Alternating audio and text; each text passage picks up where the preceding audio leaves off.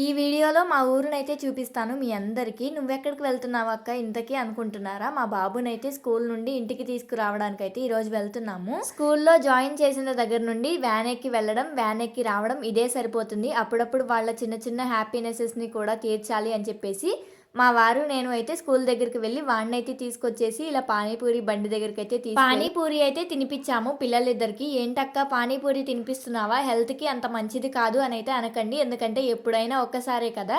ఇంకా మా ఊరు చూపిస్తాను అన్నాను కదా, మా ఊరు అయితే ఇదే చూసేయండి, ఎంత అందంగా ఉందో చూసారా.